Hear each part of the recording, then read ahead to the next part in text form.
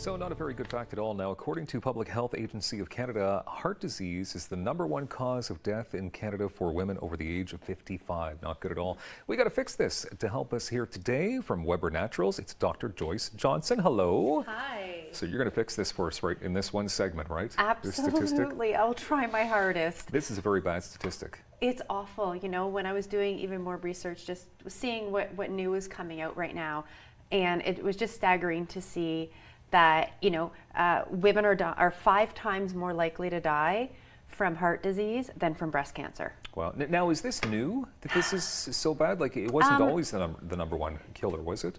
It was over the age of 55, heart disease was. And now they're starting to suggest that perhaps it's lower than that. Perhaps it's under the age of 55. Women, we tend to have a protective effect that estrogen tends to protect us.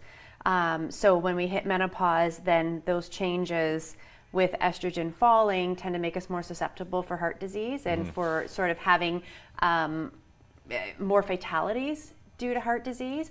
But they're starting to suggest that this is going to start happening younger and younger. Oh, okay, that's not good. No, it's not at all. Okay, so why is it #1? I mean, you just mentioned a few contributing factors. Yeah, well, women, we're affected by things like pregnancy, we're affected by menopause, we're affected by hormonal changes, and these play a role in our heart.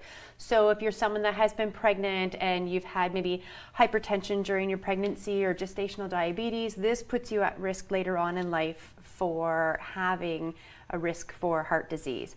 But there are some other factors that maybe women are suffering from heart disease more or dying from it more because our symptoms are not the same as the symptoms that men have. Okay. So the main symptom that men have is they describe that crushing pain in your chest.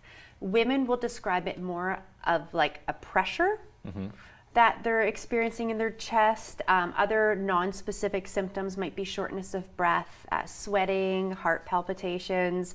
So not often those classic characteristic crushing pain shooting down that left arm. That's not what women experience. So often they go misdiagnosed or they're not even taking their symptoms seriously. It probably goes misdiagnosed so often because those symptoms sound like everyday stresses of life sometimes, right? It absolutely does, but women need to become more aware that these are the symptoms of a heart attack in a woman. Okay.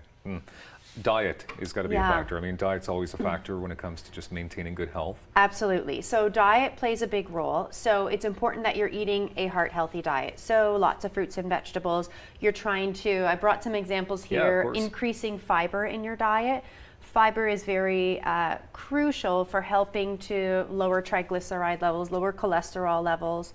That's really important, balancing your blood sugar because diabetes is also a risk factor for heart disease. Okay. So you want to increase fiber in your diet, a lot of really great foods that are rich in fiber. You're also, with the fiber, you're trying to maybe place more emphasis on your vegetables than on your saturated fats coming from animal meats, right? Okay. So maybe doing a meatless Monday, doing some more vegetarian options.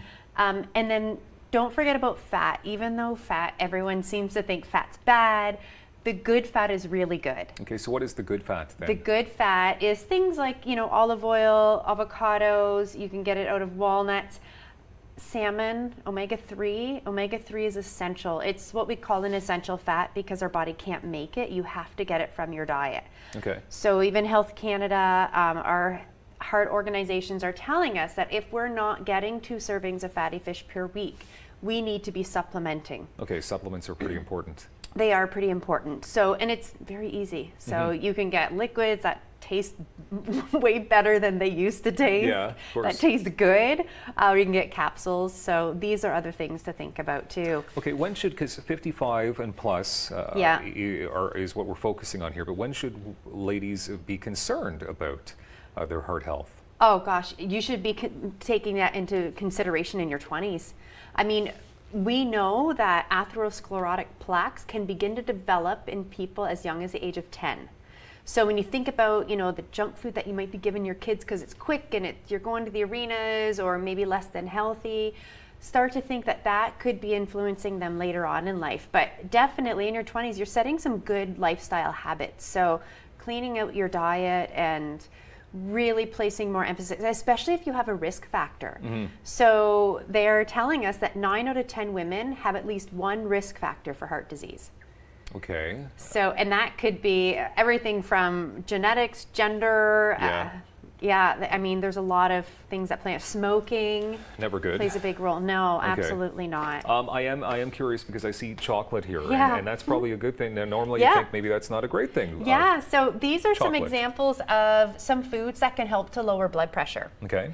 So dark chocolate, for example, has flavonoids in, which we know helps to dilate blood vessels. So having a couple pieces of dark chocolate, and you want the 75% or higher dark chocolate, and that's where you get, but not like, you know, a couple chocolate bars a day. 2 squares, roughly. This is probably too much for a day. Bananas are great. They're high in potassium and magnesium.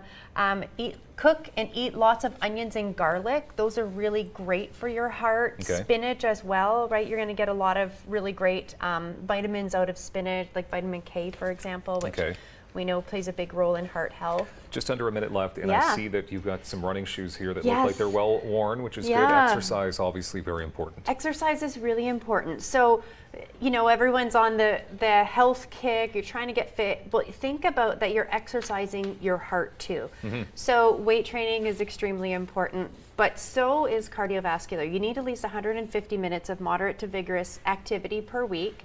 And that is going to help to train your heart. It's going to help to make your heart stronger. It's really important that that heart is able to pump the blood efficiently through the rest of your body, right? So you need to still train your heart and just get out there and get moving. It'll help control your weight, and it's great for stress relief.